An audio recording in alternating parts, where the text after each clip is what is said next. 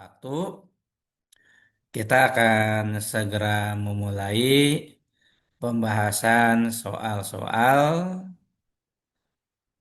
tes potensi skolastik untuk subtes penalaran umum sub-subtes kuantitatif ya.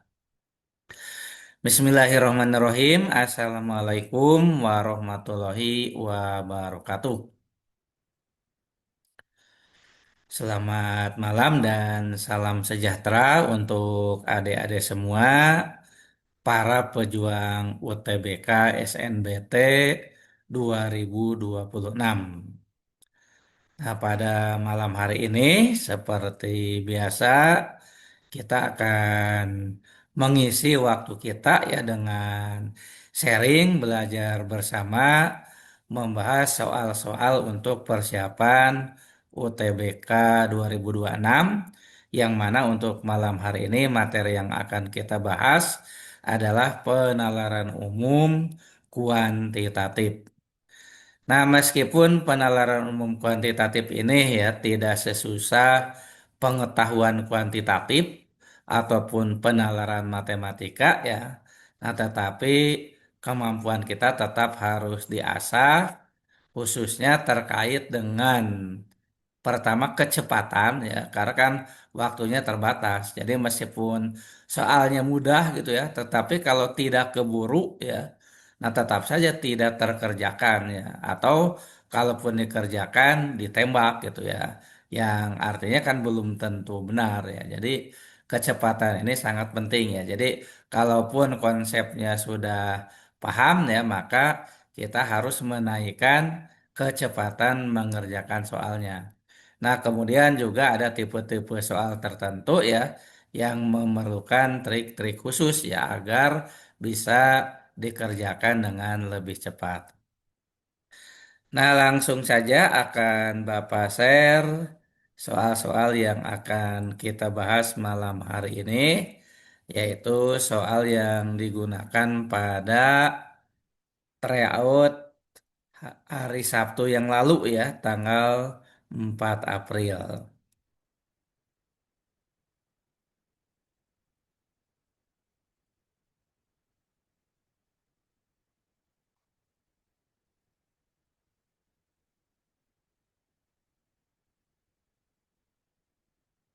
Apakah sudah muncul PowerPoint-nya? Sudah, Pak. Oke ya. Ya, setelah muncul PowerPoint ya, setelah Bapak share ini Bapak izin untuk off cam ya. Nah, langsung saja kita masuk kepada pembahasan soal yang pertama ya. Nah, ini dia soal yang pertama tentang pola barisan bilangan ya. Nah, ini hampir di setiap tahun ya, soal pola barisan bilangan ini dipastikan akan muncul ya. Nah, hanya tingkat kesulitannya seperti apa itu yang kita tidak tahu, apakah soalnya yang kategori sulit ya atau yang sangat sederhana. Nah, itu yang harus kita latih ya. Nah, untuk soal ini ya kita lihat bentuknya. Jumlah pengunjung galeri seni pada 4 hari pertama berturut-turut adalah 12, 18, 15, dan 21 orang. Pada hari ke-6, jumlah pengunjung adalah 24 orang. Sementara itu, jumlah pengunjung Museum Sejarah pada 4 hari pertama berturut-turut adalah 30, 26, 31, dan 27 orang. Pada hari ke-6 ya diketahui jumlah pengunjung adalah 28 orang. Jika tren pengunjung tersebut konsisten, berapakah jumlah pengunjung masing-masing tempat pada hari kelima? Nah, kalau dari bentuknya ya, kalau kita lihat ini termasuk kategori soal yang mudah ya. Nah, kita mulai dengan jumlah pengunjung galeri seni ya. Nah, ini jumlah pengunjung galeri seni ya. Nah, untuk jumlah pengunjung galeri seni ya, mengikuti pola, kita lihat dulu 4 hari pertamanya, 12 ya. Ini 12, kemudian 18, setelah itu 15, kemudian 21. Hari kelimanya ditanya, hari keenamnya diketahui 24 ya. Nah, kita lihat dari sisi polanya ya. 12 ke 18 ini tambah 6 ya. Kemudian 18 ke 15 kurang 3 ya. Kemudian 15 ke 21 ini tambah 6. Nah, maka ya perkiraannya ya. Ini kan udah tambah 6 kurang 3 tambah 6. Maka berikutnya ya perkiraannya adalah eh, dikurangi lagi dengan 3 ya. Jadi perkiraannya di sini dikurangi 3, sedangkan ke sini nanti harus ditambah lagi dengan 6. Nah, 21 kurang 3 kenanya adalah 18 ya. Nah, 18 tambah 6 kenanya 24. Nah, berarti ini cocok ya. Ini cocok. Berarti jumlah pengunjung galeri seni pada hari kelima adalah 18 ya. Dengan demikian ya, maka pilihan yang bukan 18 itu udah pasti salah. Jadi C tereliminasi, D tereliminasi, E pun tereliminasi ya. Nah, jadi tinggal A dan B saja. Nah, sekarang kita masuk ke jumlah pengunjung museum sejarah ya. Jumlah pengunjung museum sejarah. Nah, untuk jumlah pengunjung museum sejarah, kita lihat juga polanya seperti apa ya. Nah, kita lihat 4 hari pertama dimulai dengan 30 ya. Dimulai dengan 30. Nah, setelah 30, 26. Kemudian 31. Berikutnya adalah 27. Ini 4 hari pertama. Nah, hari kelima sama ditanyakan. Jadi belum tahu posisinya. Hari keenamnya adalah 28 ya. Nah, sama seperti tadi ya, kita cari polanya. Nah, kalau kita lihat ya, 30 ke 26 itu dikurangi dengan 4, 26 ke 31 ditambah 5. Ya. Kemudian 31 ke 27 sama dikurangi 4 ya. Maka melihat pola sebelumnya, kemungkinan yang ini adalah plus 5 ya. Dan yang satunya lagi nanti dari bilangan yang dicari ke 28 adalah minus 4 ya. Nah, kalau 27 plus 5 tentu 32. Nah, kita lihat apakah cocok dengan angka ke-6. 32 kurang 4 ternyata benar 28 ya. Dengan demikian yang jawaban bukan 28 ya. Maaf, bukan 32 ini salah ya. Yang B 35 salah. Berarti yang betul adalah jawaban A, yaitu jumlah pengunjung galeri seni pada hari kelima 18. Di hari yang sama, pengunjung museum sejarah adalah 32. Nah, itu pembahasan pola barisan bilangan ya. Sekali lagi dicari lagi nanti ya soal-soal lain yang pola barisan bilangan. Kadang-kadang ada 2 soal ya, kadang-kadang dari 10 soal. Penalaran umum kuantitatif pola barisannya ada 2 ya. Yang satu ada dua pola, satu lagi satu pola. Sekali lagi yang harus dilatih mungkin bukan polanya ya, karena umumnya polanya sederhana, tetapi adalah kecepatan mengerjakannya. Nah, baiklah ya, kita lanjut dengan soal yang berikutnya, yaitu soal nomor 22 ya.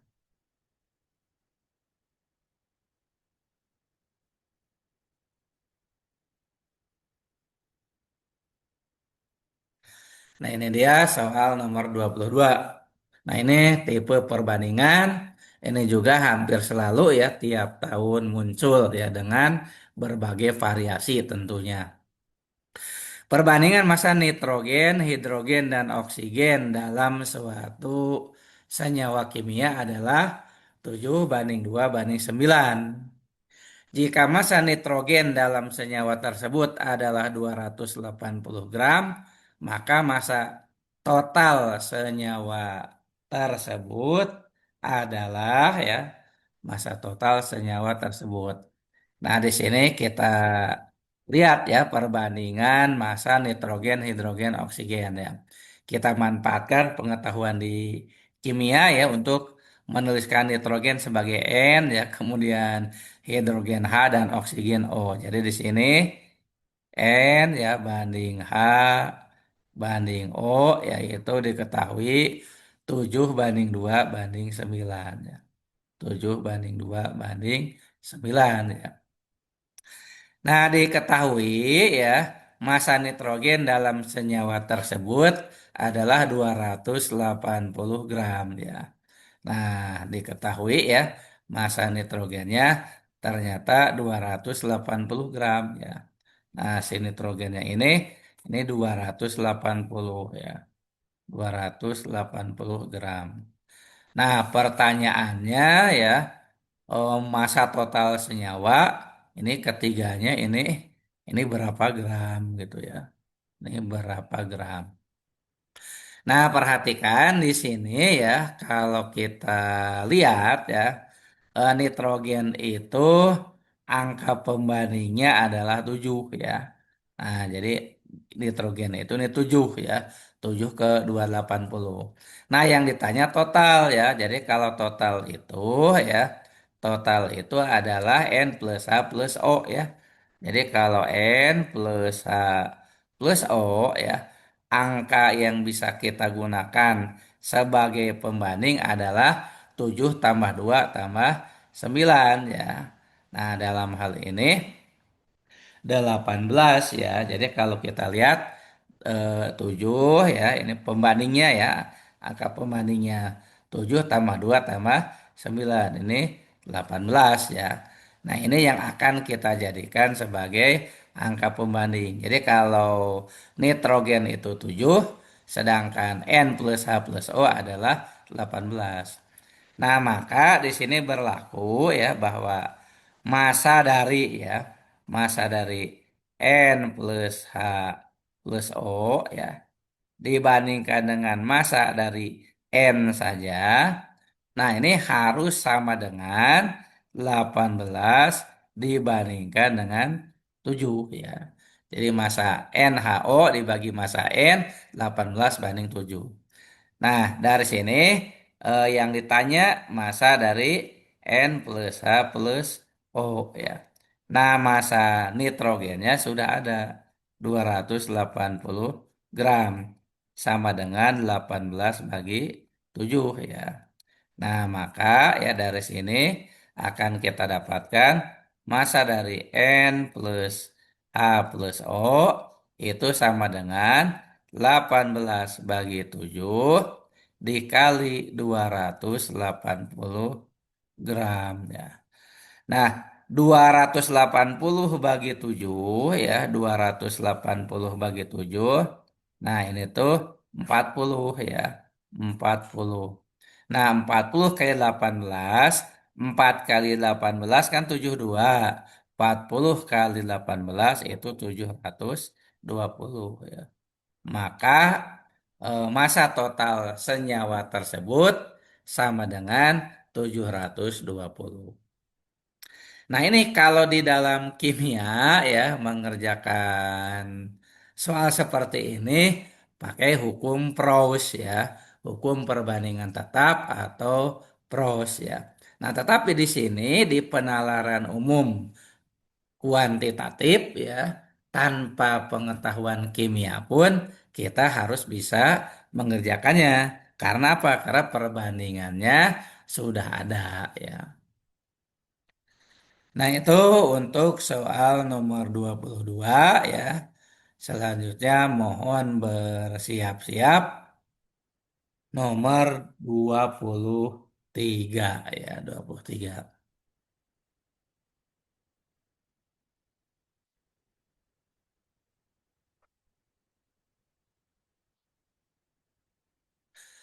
Nah, biaya berlangganan sebuah sebuah layanan streaming tahun lalu lebih murah 40% daripada biaya berlangganan saat ini.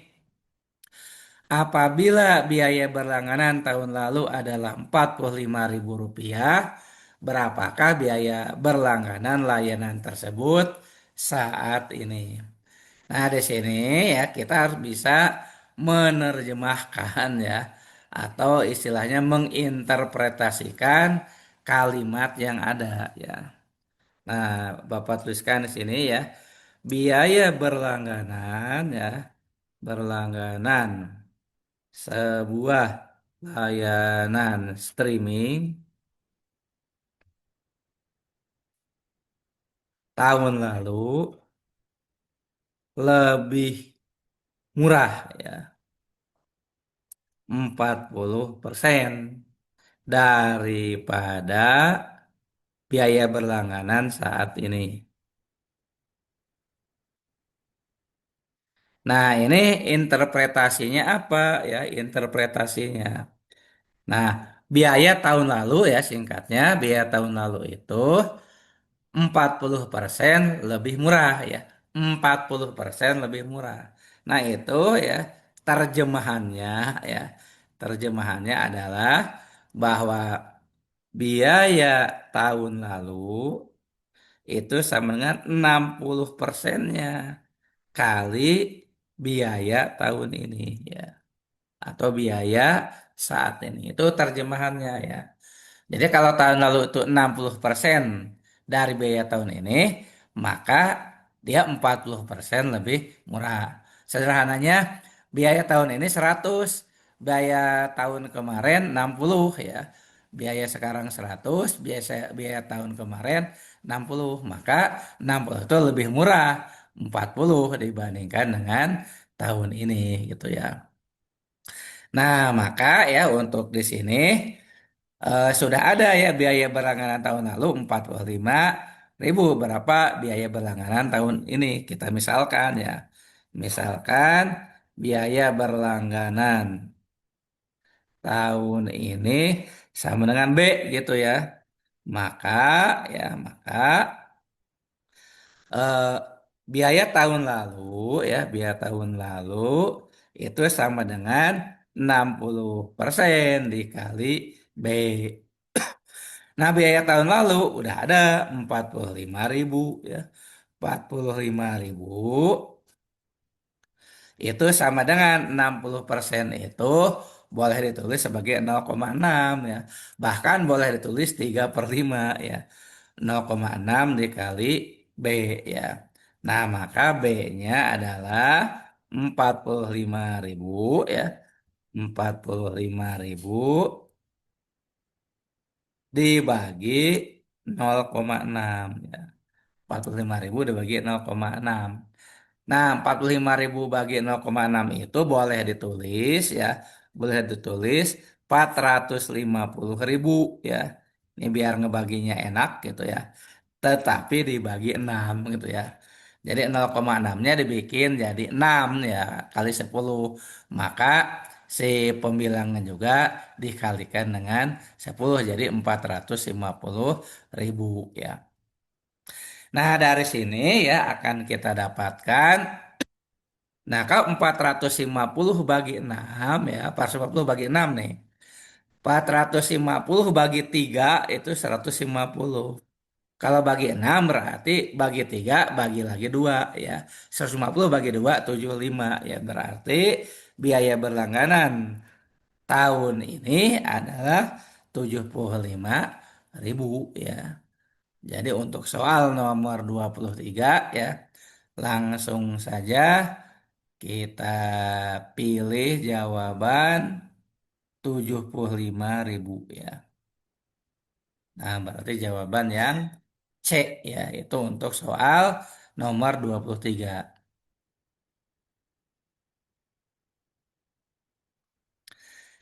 Nah, jadi sekali lagi di sini kuncinya adalah pada interpretasi ya.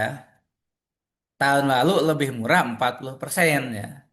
Jadi yang 40% itu lebih murahnya ya. Jadi biayanya ya 60%-nya ya.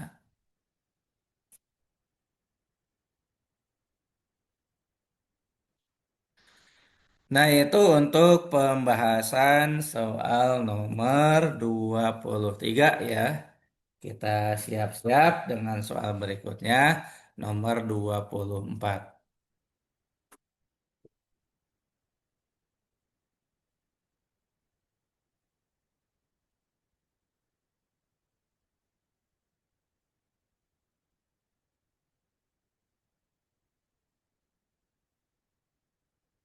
Nomor 24. Raka bersepeda dari rumahnya menuju sekolah dengan kecepatan rata-rata 12 kilometer per jam.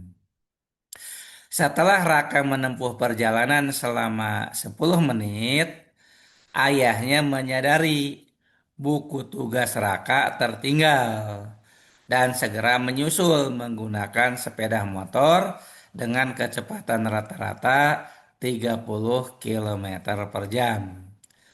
Jika ayah berangkat dari rumah pada pukul 6.40 WIB ya, pada pukul berapakah ayah tepat menyusul Raka?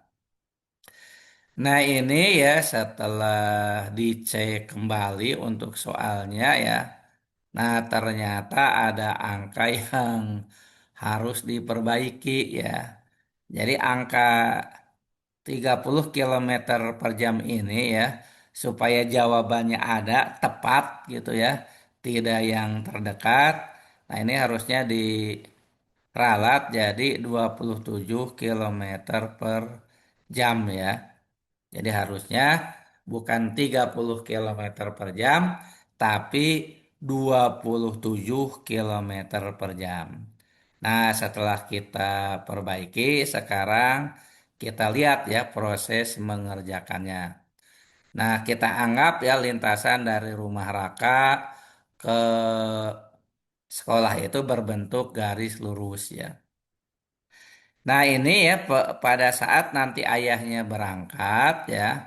Nah, si Raka ini sudah berangkat duluan selama 10 menit ya. Nah, misalnya ya si Raka ini sudah nyampe di sini gitu ya selama 10 menit ya. Nah, ini 10 menit ya. Ini 10 menit ya. Nah, 10 menit ini sama dengan 10 per 60 jam ya. Nah, ini sama dengan 1/6 jam ya. 1/6 jam. Nah, saat itu ya Raka sudah menempuh jarak tertentu ya. Nah, jadi saat itu Raka sudah menempuh jarak tertentu. Berapa jaraknya ya rumusnya S sama dengan V kali T ya, jarak kecepatan kali waktu. Nah, kecepatannya 12 kilometer per jam ya. Nah, dikali 1/6 jam ya. Nah, berarti saat ayah Raka itu sadar ya bahwa ada buku tugas yang tertinggal ya, Raka sudah berangkat sejauh 2 kilometer ya. Nah, jadi kita dapatkan ya si Raka itu 2 kilometer. Nah, setelah Raka bergerak sejauh 2 kilometer, nah baru ayahnya bergerak untuk menyusul. Nah, ini kita gambarkan begini gitu ya. Nah, baru ayahnya bergerak ya. Nah, kita kasih tanda ya yang tadi ini adalah R si Raka gitu ya. Nah, kemudian ada juga si ayah gitu ya. Nah, ini si ayahnya gitu ya. Si ayahnya ini baru berangkat ya. Nah, si ayahnya ini berangkat 30 kilometer per jam ya. Nah, sedangkan Raka tadi berangkatnya 12 kilometer per jam. Jadi dari posisi yang berbeda ya. Nah, nanti ya suatu saat si ayah ini akan menyusul Raka ya. Jadi misalnya ya, suatu saat ketika si Raka itu sudah sampai di posisi tertentu ya, misalnya di sini ya. Nah, Raka ini sudah sampai di sini. Nah, saat itu juga karena ayah lebih ngebut gitu ya. Nah, ayah juga di posisi yang sama gitu ya. Ayah di posisi yang sama. Nah, nanti ya dengan kecepatan 30 kilometer per jam dalam waktu T ya, dalam waktu T. Nah, ini kita sebut waktu T ya. Dalam waktu T dia nyampe ya atau menyusul Raka ya. Nah, Raka ya dari posisi 2 kilometer di depan juga ini menempuh waktu yang sama T ya. Jadi kalau ayah mah T itu dari rumah sampai menyusul, kalau Raka T itu dari posisi 2 kilometer di depan sampai tersusul. Nah, itu waktunya sama ya. Nah, jadi yang disebut 6.40 itu ya, 6.40 itu. Nah, kalau ayah di sini ya, warnanya belum ganti ya sebentar. Nah, kalau ayah 6.40 itu di sini. Nah, kalau Raka 6.40 itu sudah di depan ya. Nah, nanti ya akan berlaku ya, perhatikan ya bahwa jaraknya sama ya. Jarak keduanya sama ya. Kalau kita lihat ya jarak yang ditempuh ya dari rumah sampai tersusul. Nah, kalau ayah jaraknya V kali T ya, 30 kali T. Nah, ini jarak tempuh si ayah ya. Nah, kalau si Raka jaraknya itu 2 ya 2 kilo ditambah 12 kali T. Nah, karena 12 itu kilometer per jam, 30 kilometer per jam, maka T itu ya. Nah, T itu dalam jam nanti dapatnya ini Raka ya. Nah, tinggal pindah ruas saja ya. 30 T kurangi 12 T sama dengan 2 ya. Kok 30 kan tadi udah diralat ya. Maaf tadi Bapak masih pakai 30 ya. Nah, ini kita ralat kembali. Sudah diralat tapi Bapak lupa menuliskannya ya. Ini tadi 27 ya. Ini kata ganti dengan 27 ya. Kemudian ini juga 27 ya, 27. Nah, 27 T kurang 12 T ya. Nah, sama dengan 2 ya, 2 kemudian ditambah dengan 2 ya, ini udah benar 2. Nah, 27 kurang 15 kurang 12 itu 15 ya. 15 T sama dengan 2. Maka T-nya adalah 2 per 15 jam ya. 2 per 15 jam. Kalau ingin menit, 2 per 15 kali 60 menit ya. Maka dapatnya 60 per 15-nya kan 4. 4 kali 2, 8 menit.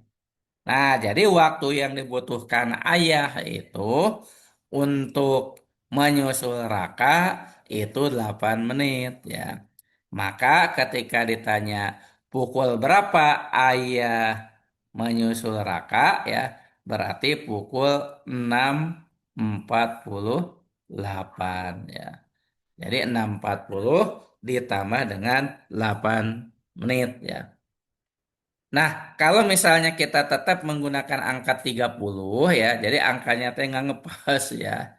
Jadi nanti akan diperoleh bahwa T-nya itu 2 per 18 ya, atau 1/9 ya. Jadi waktunya 60 per 9 ya, 60 per 9. Nah, itu berarti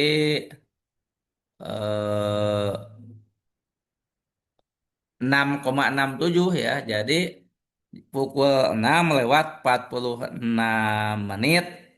46,67 gitu, lebih dekat ke jawaban A ya. Kalau tidak diralat ya. Nah, kalau diralat jawabannya jadi 648 ya. Jadi sini kita kerjakan dengan asumsi si 30 kilometer per jamnya diubah menjadi 27.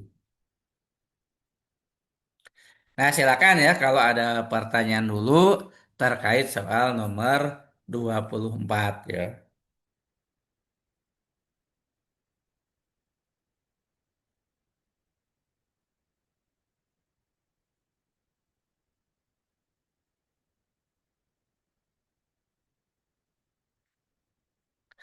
Nah, baiklah ya, kalau tidak ada pertanyaan, kita akan lanjut ke soal berikutnya, yaitu soal nomor 25 ya. Perhatikan dua informasi berikut. Dari total siswa kelas 12 di SMA Cendekia, sebanyak 25% mengikuti seleksi SNBP. Informasi yang kedua, jumlah siswa yang diterima melalui SNBP adalah 30 siswa. Ya. Pertanyaannya adalah apakah ya, apakah jumlah siswa kelas 12 di SMA Cendekia lebih dari 100 siswa ya? Apakah jumlah siswa kelas 12 di SMA Cendekia lebih dari 100 siswa? Nah, pertama ya, kita harus tahu dulu ya. Jadi sebetulnya yang harus kita ketahui dulu adalah jumlah siswa kelas 12 ya. Nah, jadi jumlah siswa ya kelas 12 ya. Nah, jadi kita harus tahu dulu ya, anggap saja misalnya Z gitu ya. Nah, dari Z ini ya ternyata 25% ya. Jadi berdasarkan informasi nomor satu ya, 25% mengikuti SNBP ya. Jadi ikut ya, ikut SNBP ya. Itu sama dengan 25% kali Z gitu ya. Nah, atau kita sebutnya Z per 4 ya. Karena kan 25%-nya apa namanya? 25% itu kan seperempat ya, 25 per 100. Nah, dari yang ikut SNBP ini kan tentu terbagi dua gitu ya. Nah, ada yang tidak lulus gitu ya. Ada yang tidak lulus SNBP ya. Nah, ada juga yang lulus ya. Ada juga yang lulus ya. Lulus SNBP ya. Jadi ada yang tidak lulus, ada yang lulus. Nah, berdasarkan informasi yang kedua ya. Nah, berdasarkan informasi yang kedua ya, eh, apa namanya berdasarkan informasi yang kedua, maka diperoleh ya jumlah siswa yang diterima melalui SNBP adalah 30 siswa ya. Nah, lulus SNBP adalah 30 siswa.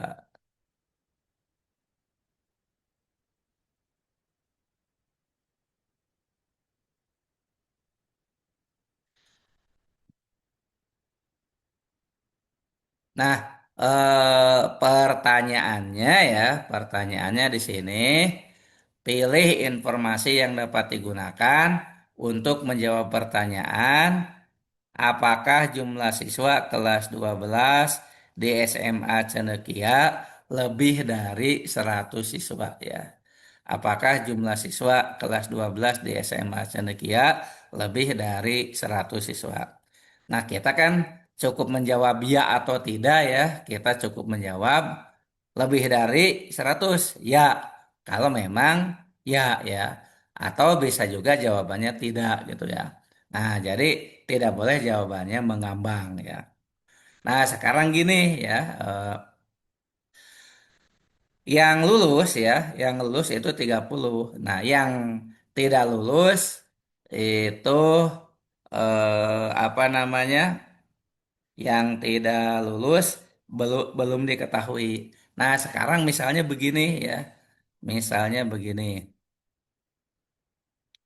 Bila ya, ini bila ini. Bila eh, yang tidak lulus nol ya. Maksudnya yang tidak lulus, bila yang tidak lulus SNBP ya. SNBP sama dengan nol ya. Nah, maka ya, ini kalau yang tidak lulus T nol ya. Maka ya eh, yang ikut SNBP itu semuanya lulus ya. Jadi bila yang tidak lulus SNBP itu nol ya. Jadi kita anggap yang tidak lulus itu nol ya. Maka ya yang ikut SNBP itu yang 30 siswa. Nah, itu semuanya lulus ya. Berarti 30 itu sama dengan ya Z per 4 ya. 30 sama dengan Z per 4. Nah, maka Z-nya sama dengan 120 ya. Jadi Z-nya 120. Z itu apa? Jumlah siswa kelas 12 ya. 120 ya. Nah, sekarang ya, kemudian yang sekarang gini, bila yang tidak lulus lebih dari nol ya. Nah, misalnya saja gini ya, bila yang tidak lulus SNBP, bila yang tidak lulus ya, bila yang tidak lulus SNBP itu ada gitu ya, lebih besar dari nol ya. Misalnya saja, misal sama dengan apa ya? Misalnya X gitu ya. Nah, maka ya yang lulus tambah tidak lulus itu berarti 30 plus X ya. Jadi dari sini ya yang lulus plus tidak lulus itu 30 plus X. Jadi yang ikut SNBP ya. Jadi Z per 4 ya, atau 30 plus X sama dengan Z per 4 ya. Z per 4 ya. Nah, dari sini ya akan diperoleh bahwa Z ya sama dengan 4 dikali 30 plus X ya. Nah, jadi Z-nya 120 plus X ya. Nah, perhatikan di sini ya. Eh, bila yang lulus SNBP itu nol, bila yang lulus SNBP nol ya. Nah, maka jumlah siswa kelas 12 itu ada 120. Nah, jika ya yang lulus SNBP itu lebih dari nol ya, yang tidak lulus SNBP itu lebih dari nol, maka Z itu 120 plus X. Nah, sekarang Bapak kembalikan ya. Bapak tanya kembali. Nah, kalau ada pertanyaan, apakah jumlah siswa kelas 12 di SMA Cendekia lebih dari 100 siswa? Ya atau tidak? Nah, ini mah minta tolong dijawab ya. Kalau ada pertanyaan, apakah jumlah siswa kelas 12 di SMA Cendekia lebih dari 100 siswa? Iya, Pak. Ya, ya. Jawabannya ya, ya. Jawabannya ya. Kenapa? Kalau kalau yang tidak lulus saja nol ya, itu udah 120. Kalau yang tidak lulus itu malah lebih banyak lagi 120 plus Jadi dijamin ya, dijamin jumlah siswa kelas 12 di SMA Cendekia itu lebih dari 100. Nah, maka informasi yang mana yang barusan kita gunakan untuk menjawab dia itu? Satu saja atau satu dan dua? Satu dan dua ya. Jadi nomor 25 ini ya, kalau tidak hati-hati ya, maksudnya tidak dimisalkan begini, kita akan cenderung menjawab ya, kedua informasi tidak cukup ya. Nah, tetapi sebetulnya harusnya dari informasi satu dan dua kita bisa menentukan ya bahwa jumlah siswa kelas 12 SMA Cendekia lebih dari 100 siswa. Ya. Nah, itu untuk soal nomor 25 ya.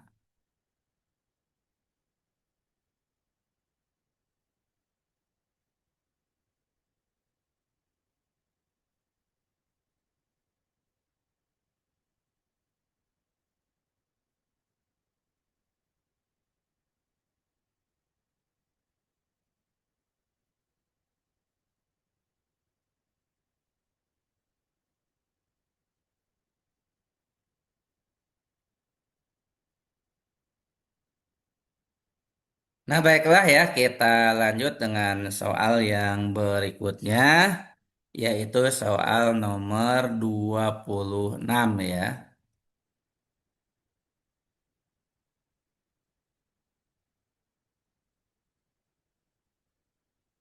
26. Sebuah perusahaan logistik mencatat jumlah pengiriman paket melalui tiga jalur distribusi berbeda. Jalur darat, jalur laut, dan jalur udara dari tahun 2019 sampai 2023. Data volume pengiriman dalam ribuan ton disajikan dalam diagram batang berikut. Berdasarkan data tersebut, pernyataan mana yang paling tepat untuk memperkirakan kondisi pengiriman pada tahun 2024? Ya, jadi kita ingin memprediksi nih ya, ingin memprediksi tahun 2024 ya. Nah, kita lihat dulu trennya ya. Trennya kita mulai dengan jalur darat ya. Nah, kita mulai dengan jalur darat ya. Jalur darat itu yang grafiknya berwarna biru ya. Nah, dari 2019 ke 2023 dulu ya. Nah, 55 ya. Kemudian turun jadi 50. Turun menjadi 48. Turun menjadi 42. Turun menjadi 40 ya. Nah, nanti ini ya diperkirakan turun ya. Karena ini kan turunnya konsisten ya. Jadi ini turun konsisten ya. Turun secara konsisten ya. Nah, maka kalau ditanya kira-kira tahun 2024 gimana? Ya, kalau untuk jalur darat akan turun ya, kurang dari 40 ya. Ya, nah, ya meskipun bisa saja gitu ya, bisa saja naik gitu ya, ada keajaiban ya. Tapi kalau berdasarkan data ya perkiraannya turun. Sekarang jalur laut ya, jalur laut ya, jalur laut. Nah untuk jalur laut 30 ke 32, 30 ke 32, kemudian ke 35. Kemudian ke 33 ya, ke 33 lalu ke 36 ya. Nah, kalau kita lihat ini rada beda nih ya. 30, 32, 35 ya ini naik ya. Nah, kemudian ini sempat turun ya. Sempat turun ya. Untuk kemudian naik lagi ya. Jadi naik, turun ya, kemudian pulih lagi, naik lagi. Nah, selanjutnya kita cek ya jalur udara ya.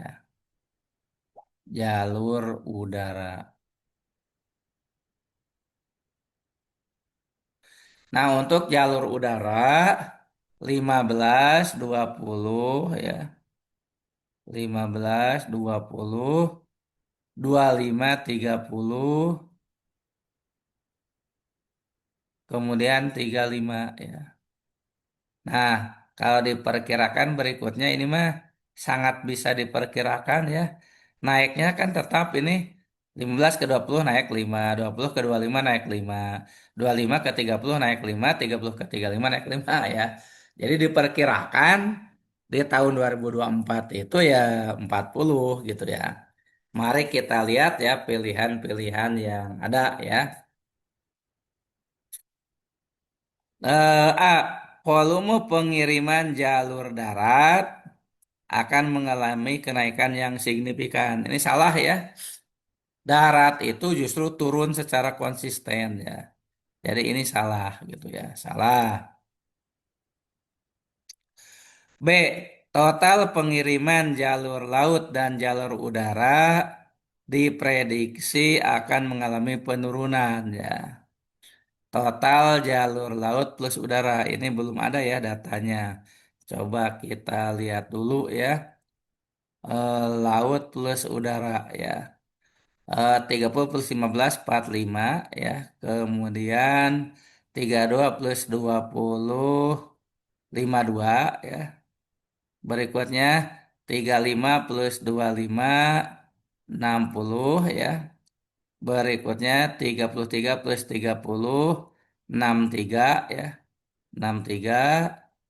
Kemudian 36 plus 35 ini adalah 71 ya. 71 ya. Kalau di angkanya naik ini ya 45, 52, 60, 63, 71. Katanya ya mengalami penurunan ya. Nah, total pengiriman jalur laut dan jalur udara diprediksi. Nah, ini salah ya. Kemungkinannya sangat kecil ya. C. Volume pengiriman melalui jalur udara diprediksi akan terus mengalami peningkatan. Nah, dilihat dari 15, 20, 20, 25, 25, 30, 30, 35, maka ya kalau diprediksi terus mengalami peningkatan, ini mungkin ya, mungkin kita simpan dulu ya. Nah, ini mungkin ya. D. Jumlah pengiriman melalui jalur darat dan jalur laut akan mencapai angka yang sama. Nah, ini agak sulit nih karena apa? Kalau apa namanya si darat itu kan 40 akan turun nih. Nah, tetapi si jalur laut ya, ini habis turun naik ya. Habis naik kan kita belum tahu apakah turun atau naik. Jadi belum tentu angkanya yang sama, kurang kuat lah. Masih kuat C gitu ya. Jadi kalaupun benar ya, D itu kalaupun benar masih kuat C ya. Jadi ini tidak kita pilih ya. Masih kuat C. Volume pengiriman melalui jalur laut akan selalu lebih tinggi dari darat. Nah, justru kalau kita lihat dari datanya saja ya, eh, darat itu lebih tinggi dari laut. Laut tahun 2024 gimana ya? Nah, kan 40 turun. Nah, yang 36 kita nggak tahu naik atau turunnya. Jadi, apalagi ada kata selalu, ya selalu lebih tinggi. Jadi, belum tentu. Ya, maka untuk soal ini, yang paling rasional untuk soal nomor 26, kita jawab C ya untuk soal 26 ya. Nah, itu pilihan yang paling rasional.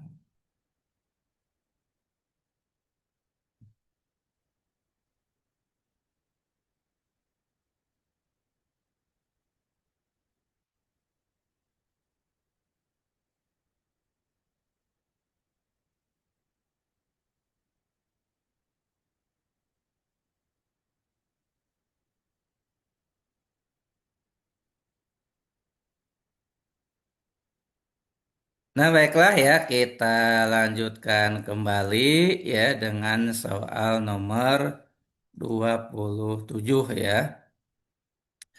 Sebuah perusahaan teknologi mencatat jumlah unduhan tiga aplikasi berbeda ya, yaitu aplikasi X, aplikasi Y, dan aplikasi Z dalam jutaan unduhan dari tahun 2019 sampai 2023 sebagaimana tersaji dalam diagram batang berikut ya. Nah, ini adalah diagram batang menunjukkan jumlah unduhan F ya dalam jutaan dari tahun 2019 sampai 2023. Yang biru adalah aplikasi X, yang orange aplikasi Y, yang hijau aplikasi Z. Pertanyaannya adalah, dibandingkan tahun 2019, total unduhan dari ketiga aplikasi pada tahun 2023 mengalami kenaikan sebesar. Nah, jadi yang ditanya total unduhan dari ketiga aplikasi ya, tahun 2003 dibandingkan 2019 ya. Nah, kita lihat dulu untuk tahun 2019 ya. Tahun 2019 ya. Nah, total unduhan ya, total download ya, total unduhan itu adalah 12 plus 30 plus 10 ya. Nah, ini adalah 52 ya. 52 juta ya. 52 juta unduhan ya. 52 juta ya. Nah, lalu bagaimana dengan di tahun 2023 ya. Nah, kita lihat tahun 2023 ya. Tahun 2023 total unduhan itu adalah 24 plus 22 plus 26 ya.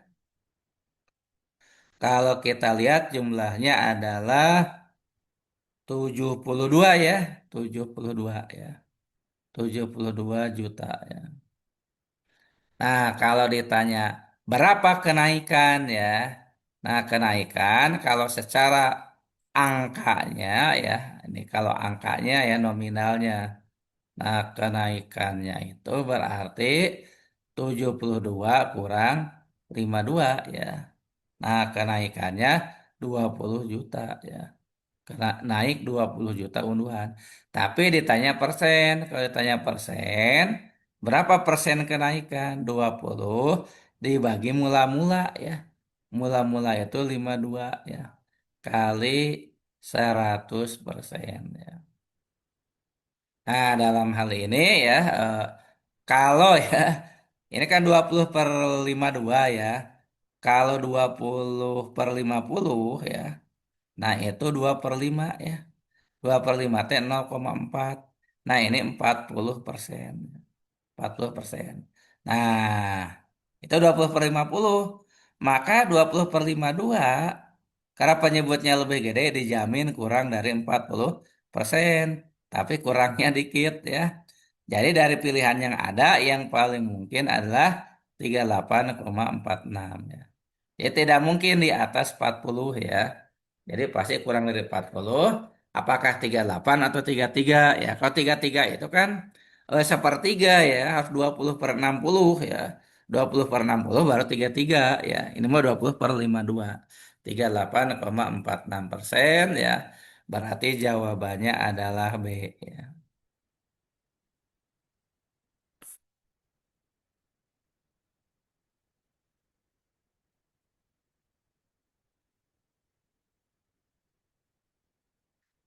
Nah, baiklah ya, kita lanjutkan dengan soal berikutnya, yaitu 28.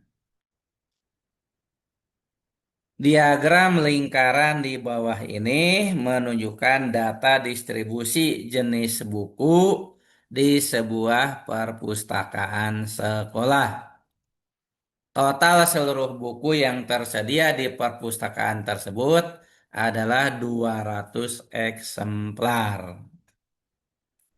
Jika pengelola perpustakaan menetapkan bahwa kategori buku dengan jumlah di atas 25% dari total koleksi akan diberikan label khusus koleksi utama. Maka jumlah total buku yang mendapatkan label tersebut, label koleksi utama, adalah berapa eksemplar.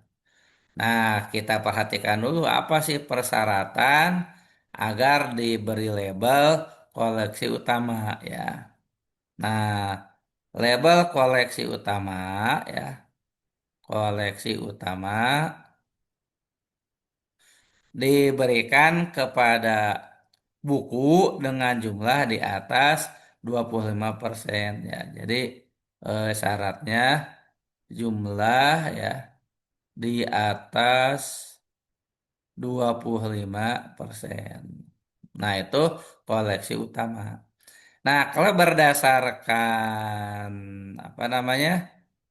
Diagram lingkaran ya, maka yang di atas 25% itu adalah pertama novel ya. Novel itu ada 28% ya.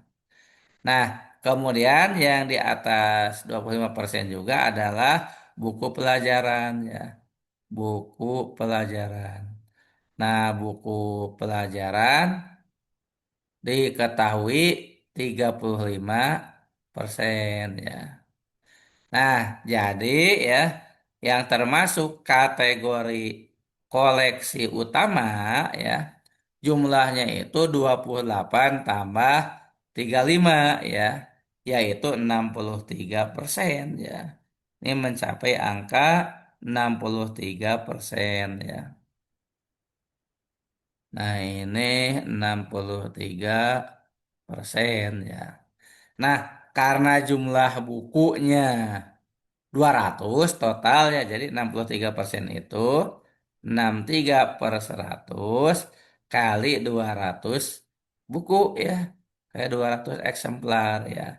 200 bagi 100-nya 2 ya, 2 kali 63 126 eksemplar. Nah, ini mah mudah ya. Jadi soal diagram lingkaran, kebetulan di UTBK 2025 ya tahun lalu ada ya soal seperti ini tentang diagram lingkaran ya. Ya hanya tentu temanya saja yang berbeda gitu ya. Kalau tahun lalu itu kalau tidak salah partisipasi RT atau RW gitu ya di dalam kegiatan ya. Nah, kalau di sini mengenai jumlah buku yang berada di perpustakaan.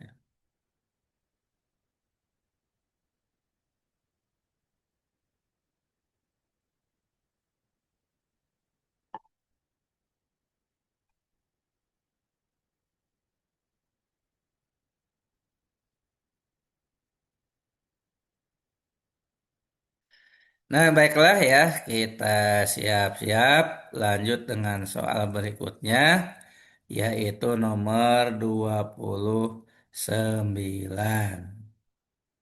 Ini dia soal nomor 29, diagram garis ya, kalau ini diagram garis.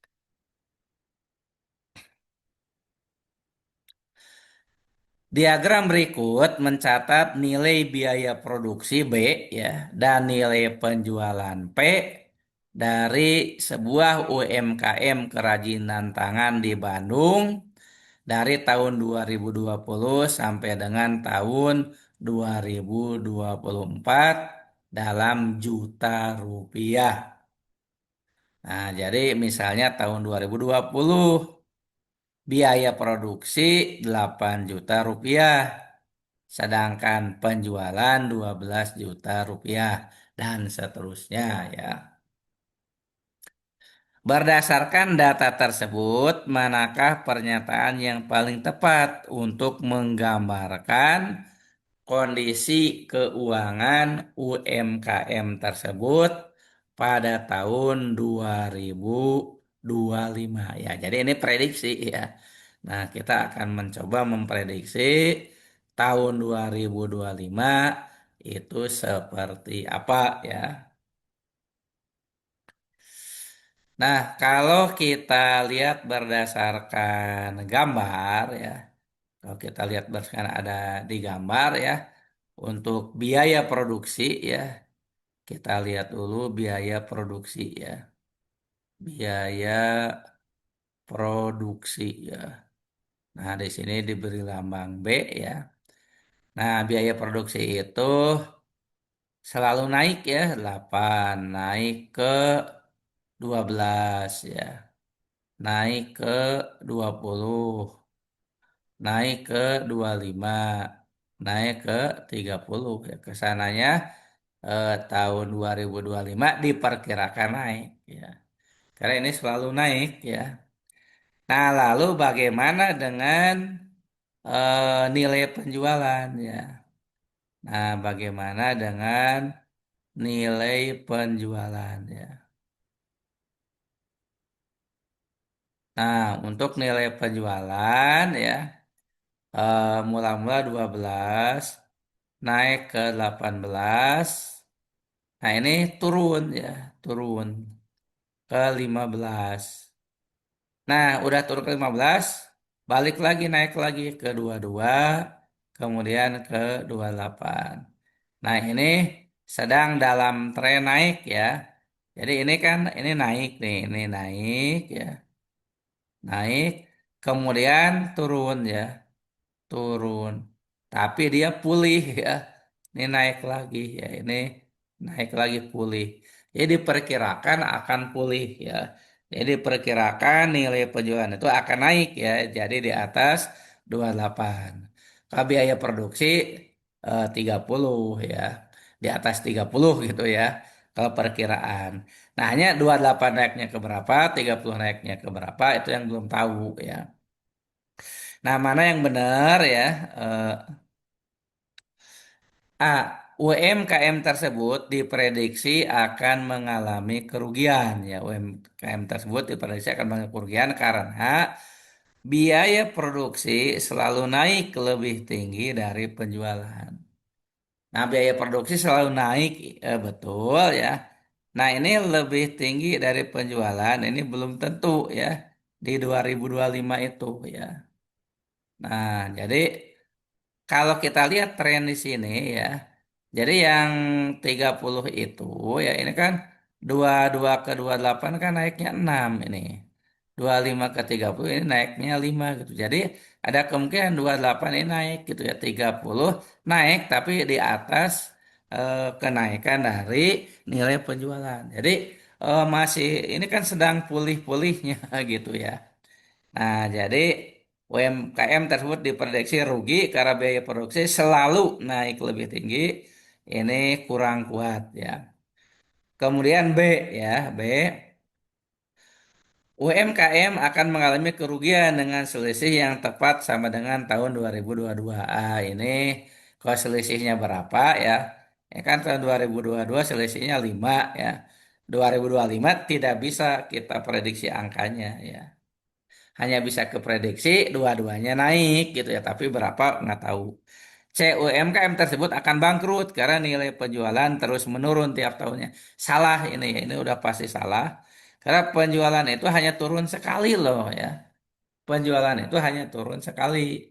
Hanya ya masih di bawah nilai atau biaya produksi. D. Nilai penjualan UMKM tersebut diprediksi akan mengalami peningkatan mengikuti tren 2 tahun terakhir. Nah, ini mungkin kita simpan dulu ya. Kita bandingkan dengan E ya. Pemilik UMKM akan segera menghentikan produksi karena tidak pernah mendapatkan keuntungan. Ya, ini mah salah ya, justru lagi bagus ya. Trennya lagi bagus penjualannya 15, 22, 28. Jadi tidak mungkin akan menghentikan produksi ya. Karena tidak pernah mendapatkan keuntungan. Memang ya dari tahun 2022 sampai 2024 itu tidak untung ya. Tapi kan 2020, 2021 untung ya. Jadi karena tidak pernah ya ini salah. Jadi yang paling logis untuk soal nomor 29 jawabannya adalah D ya.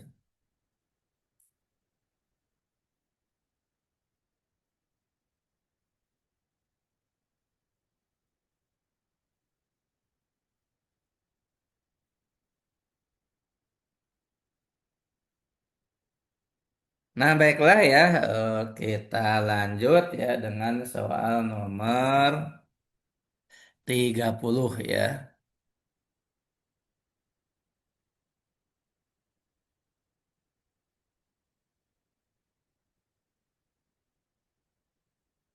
Nomor 30. Keuntungan penjualan hijab model pasmina sekitar 3/4 kali dari hijab model segi empat ya. Berikut data penjualan kedua model hijab tersebut dari 5 gerai pada bulan ini ya. Di sini ada 5 gerai ya. Gerai Gaya, Gerai Hawa, Gerai Ica, Gerai Jelita, dan Gerai Kirana. Dengan jumlah penjualan model hijab pasmina dan segi empat seperti tertera pada tabel ya. Nah, pertanyaannya adalah ya, eh, gerai manakah yang memperoleh keuntungan terbesar ya? Nah, ini kan katanya ya kalau pasmina itu 3/4 dari segi empat ya. Nah, kita pakai angka-angka yang ada saja gitu ya. Nah, jadi kita mulai dengan gaya gitu ya. Gaya untuk pasmina itu keuntungannya ya kita anggap 3/4 gitu ya. Kali 48 tambah. Kalau segi 4 keuntungannya satu ya. Kan 3/4 kali hijab model segi 4 ya. Jadi yang segi 4 kita anggap satu. Yang itu 3/4 ya yang pasmina ya. Jadi tambah satu kali 36 ya. Maka dapatnya 3/4 kali 48 36 ya. 36 tambah 36 72 ya. Nah, ini poinnya 72 itu gerai gaya. Bagaimana dengan gerai hawa ya? Nah, untuk gerai hawa 3/4 kali 40 ya. Ya tentu 30 ya. Tambah satu kali 44 ya. Nah, ini dapatnya 74 ya. Nah, kita lanjut dengan gerai Ica ya. Untuk gerai Ica 3/4 kali 56, 3/4 kali 56 ditambah satu kali 32 ya.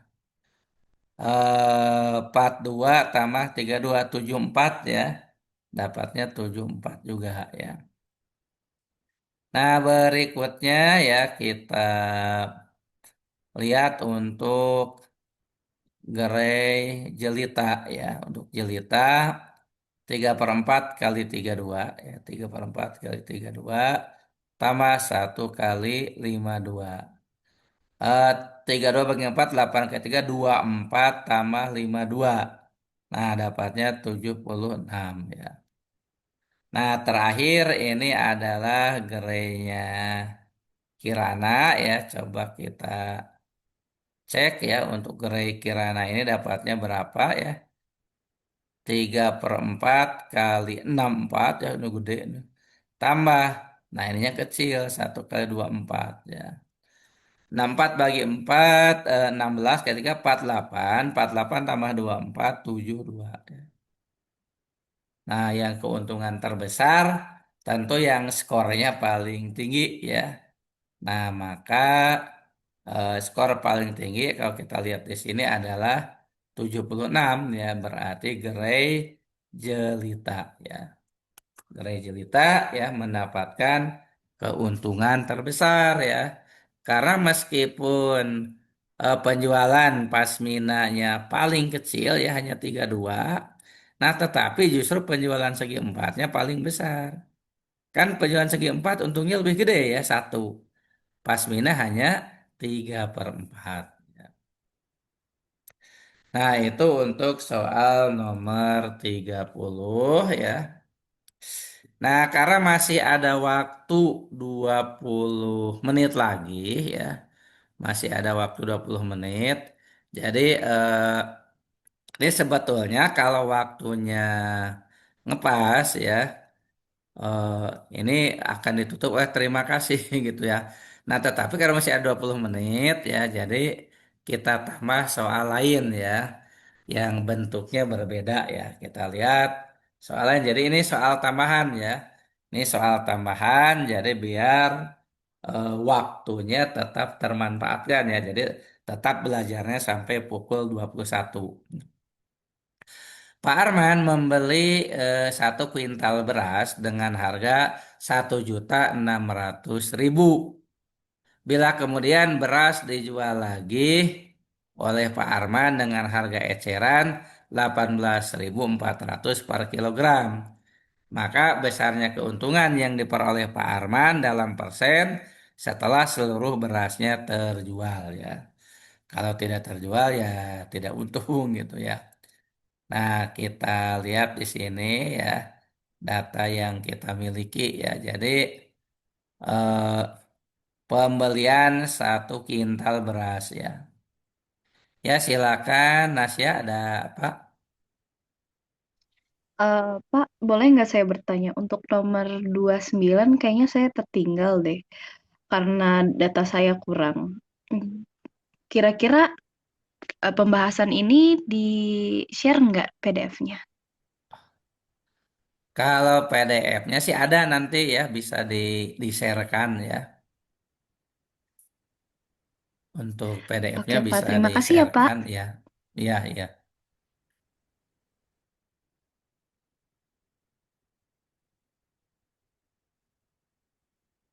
Nah, kita lanjut ya dengan soal tambahan ini ya. Jadi Pak Arman beli dulu ya dari petani misalnya ya. Jadi di sini judulnya pembelian 1 kuintal beras. Pembelian 1 kuintal beras ya. Nah, dalam hal ini ya kita harus tahu ya 1 kintal itu 100 kilo ya. Nah, jadi pembelian 1 kintal beras itu 100 kilo ya. Nah, itu sama dengan ya 1.600.000 harganya ya. Jadi 100 kilo 1.600.000 ya. Nah, berarti kan dari sini bisa kita simpulkan ya. Kalau per kilonya berapa ya? 1.600.000 bagi 100 ya. Jadi per kilonya hanya 16.000 ya. 16.000 ya per kilogram ya. Nah, jadi Pak Arman itu ya, Pak Arman itu membeli beras misalnya dari petani ya dengan harga 16.000 per kilogram ya. Nah, kemudian ya oleh Pak Arman dijual lagi ya. Nah, harga penjualannya 18.400 ya. Di sini disebutkan ya harga penjualannya. Mana hilang sebentar.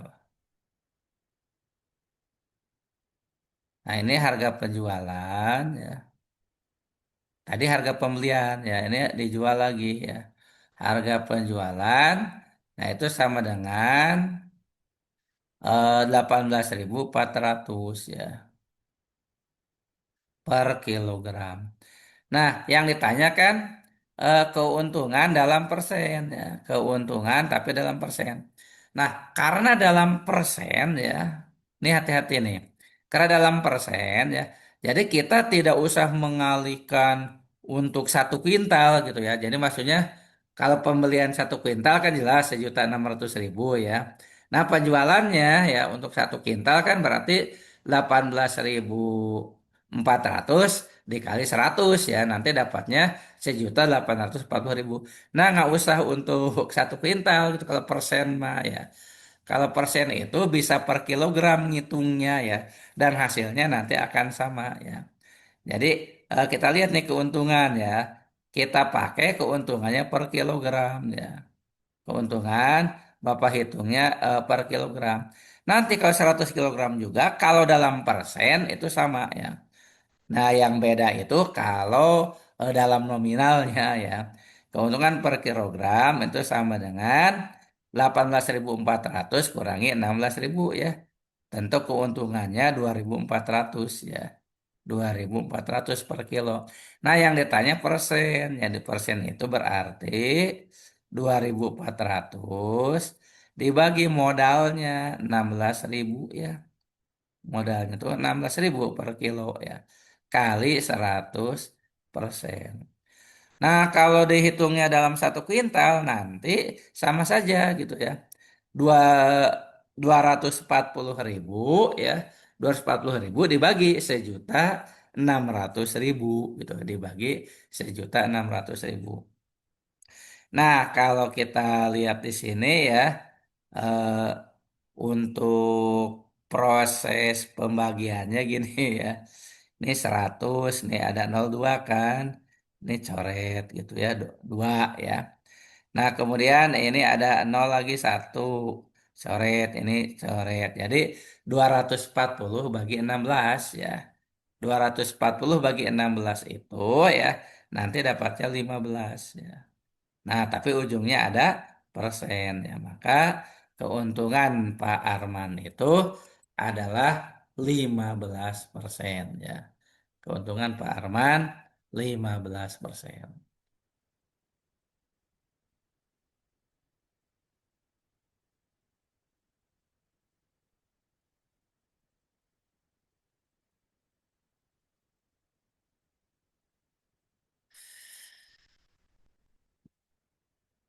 Nah, ini ada yang bertanya ya, kenapa dibagi 16.000 ya? Nah, karena kan modalnya 16.000 per kilo ya. Jadi ketika kita membeli beras itu kan modalnya 16.000 per kilo gitu ya. Maka dibagi dengan 16.000. Jadi gini, eh, modal gitu ya. Modal buat beli gitu ya. 16.000 gitu ya. Buat beli beras ini dalam satuan per kilo ya. Itu modal ya. Nah, kemudian ya penjualan ya. Nah, kita jualnya eh, 18.400 ya. Maka kita untung kan ya. Nah, untungnya berapa? 2.400. Nah, ini kan untung dalam nominal per kilogram ya. Kalau per 100 kilo ya tinggal dikali 100. Nah, kalau ditanya persen keuntungan itu harus dibagi modal ya. Jadi 2.400 bagi modalnya 16.000 ya, kali 100% ya. Nah, nanti dapatnya yang tadi 15% ya. Jadi itu kenapa dibagi 16.000. Jadi dibagi modal gitu ya. Yang namanya keuntungan itu dilihatnya terhadap modal ya. Ya, mudah-mudahan bisa dipahami ya dengan lebih baik ya. Itu kenapa dibagi 16.000 ya.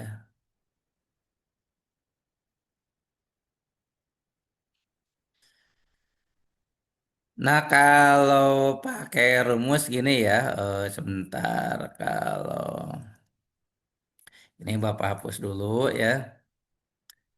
Jadi kalau misalnya modal ya. Jadi kalau modal itu M, nulisnya salah. Kita sebut misalnya modal sama dengan M gitu ya. Nah, kemudian penjualan itu sama dengan P. Nah, maka ya keuntungan ya, keuntungan itu sama dengan penjualan kurangi modal. Nah, kalau persen keuntungan ya, kalau persen keuntungan itu adalah penjualan kurang modal dikali penjualan kali 100% ya. Ya ini misalnya ya ini misal ya Bapak kasih contoh soal lain ya. Misalnya ada teman Bapak yang mau jual sepeda ya. Ya, jadi Bapak teh beli sepeda dari teman ya. Misalnya ada sepeda gunung ya Polygon misalnya. Dia menjual 5 juta gitu ya. Misalnya dia jual sepedanya 5 juta ya. Nah, padahal si sepeda itu sepeda mahal gitu ya, tipenya tipe mahal. Nah, setelah beberapa lama ya di Bapak, ada teman Bapak yang lain ingin membeli sepeda ini ya, lalu dijual lah sepeda ini ya dijual. Misalnya ya Bapak jual teh 8 juta itu ya. karena lagi hoki nih ya, teman bapak ini mau gitu ya disuruh beli 8 juta. Nah, maka kan keuntungannya berapa? Kalau keuntungan secara nominal 3 juta ya, dalam nominal ya 3 juta ya. Nah, kalau keuntungan persen ya, persen keuntungan ya, ini mulai lemot ya, maaf nih. Biasa kalau PowerPoint pakai nulis begini ya. Nah, persen keuntungan itu 3 juta ya, 3 juta bagi modal Bapak ketika beli itu 5 juta ya, bukan 8 juta ya. Ya 3 juta bagi 5 juta kali 100% ya. Nah, maka jutanya coret ya. 3 kali 100, 300 bagi 5. Bapak untung 60% ya. Nah, itu ya. Pak, bagaimana kalau belinya 5 juta ya? Beli 5 juta nih. Dijualnya 3 juta ya. Karena Bapak juga kepepet ya, butuh uang gitu ya. Nah, dijualnya 3 juta ya. Maka ini sudah pasti rugi ya. Ruginya berapa ya? Ruginya 2 juta ya. Ini rugi nominal. Berapa persen rugi ya? Persen rugi 2 bagi tetap bagi 5 ya. Kali 100%. Jadi Bapak rugi 40% gitu ya. Itu ya untuk yang tadi ada yang bertanya ya secara japri ya terkait dengan persen ini ya. Persen keuntungan. Masih ada ya 7 menit lagi, jadi kita lanjut dengan pembahasan soal lain ya.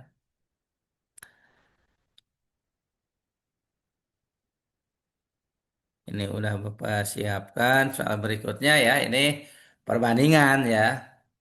Eh Mirip yang tadi nomor berapa ya? Yang tadi nitrogen, hidrogen, oksigen. Tapi ini lebih sulit sedikit ya, satu tingkat ya. Karena ini rada beda nih, lihat. Bahan pembuatan suatu jenis pupuk adalah kalium, fosfat, urea, dan ZK ya. Tiga bahan pertama berturut-turut memiliki perbandingan komposisi 3:4:5. Diketahui bahwa berat ZK adalah setengah dari berat kalium. Bila dalam kemasan satu karung pupuk diketahui berat ZK adalah 15 kilogram ya, maka berat satu karung pupuk kimia tersebut sama dengan, nah ini bahannya ada 4 ya, tetapi yang diketahui perbandingannya hanya 3 ya.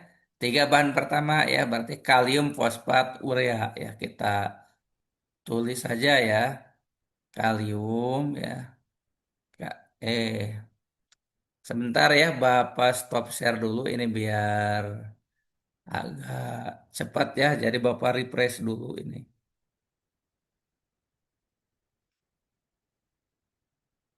Ini karena sudah mulai lemot ya, jadi harus di refresh.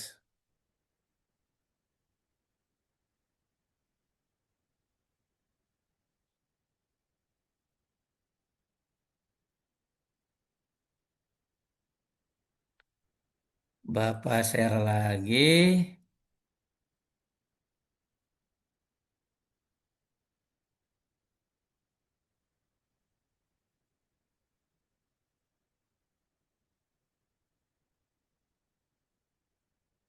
Nah ini ya,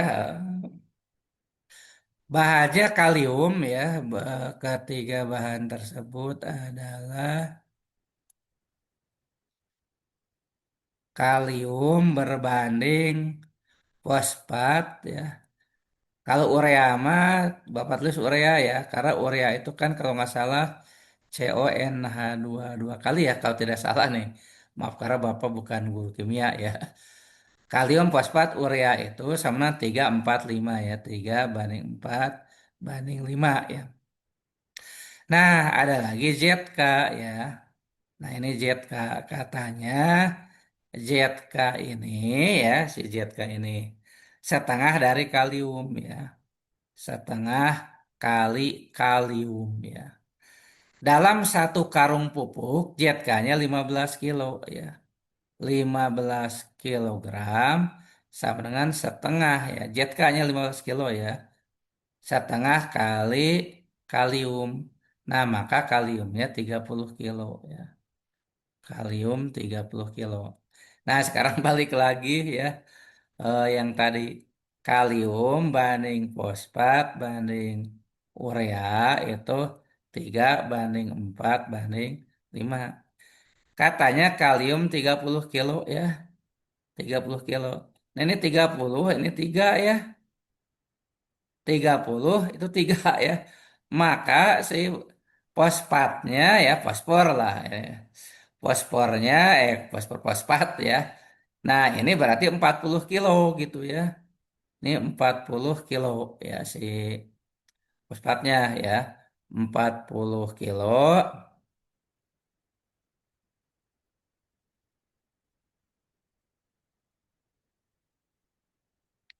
Nah, jadi dari mana 40 kilo? Karena kan yang 3 aja 30 ya. Maka yang 40.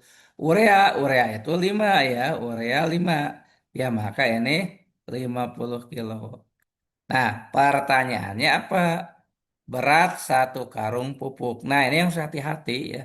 Kalau kita jumlahin ini 30, 40, 50 ya. Oh, ini 120 kilo ya. 120 kilo ya. Nah, apakah jawabannya 120 kilo? Bukan. Karena apa? Pupuknya itu bahannya 4. Kalium, fosfat, urea, dan ZK ya. Jadi harus ditambah lagi dengan ZK ya. 15 kilo ya. Maka satu karung pupuknya itu berisi 120 kalium fosfat dan urea tambah 15 kilo ZK ya.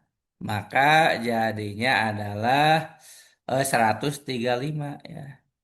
135 kilo ya.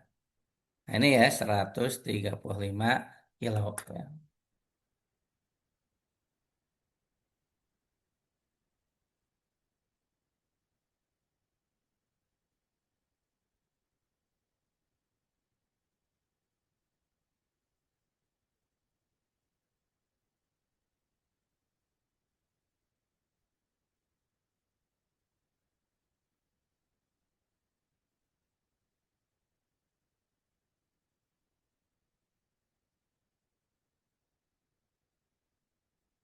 Nah, itu untuk soal tambahan yang kedua ya. Untuk soal tambahan yang kedua. Nah, karena waktunya sudah pukul 25.09 ya. Jadi untuk tambahan soalnya ya cukup dua saja. Nah, nanti untuk soal lainnya kita bahas di pertemuan pekan depan ya. Jadi untuk pekan depan kita bahas soal TO yang hari Sabtu ini ya, TO tanggal 11 ya. Nah, untuk TO tanggal 11 nanti dicoba ya dimaksimalkan nilainya, dikerjakan semaksimal mungkin dan nanti ya untuk pembahasannya ya secara berurut mulai hari Minggu bahasa Inggris, Senin bahasa Indonesia, Selasa penalaran matematika, Rabu PU2 ya, PU ini ya, Kamis kalau tidak salah PK dan seterusnya. Ya, silakan Nasya gimana? Eh, filenya nanti dikirim di mana ya, Pak? Nanti eh, kalau di grup itu aja ya, wali kelasnya siapa? Bu Rinrin, Pak. Ya, nanti ke Bu Rinrin aja. Ini soalnya harus bisa saja di share di Zoom, tapi lama. Nanti kan harus Bapak susun dulu ya. Ini soalnya Oh, rada acak-acakan ya, jadi takutnya lebih dari 10 menit ngerjainnya. Nanti Bapak ini ke Bu Rinrin aja. Tapi ya. sebetulnya nanti ada link Zoom-nya, apa link pembahasannya juga, apa link YouTube-nya. Ini kan direkam ya, direkam di YouTube. Nanti biasanya ada linknya.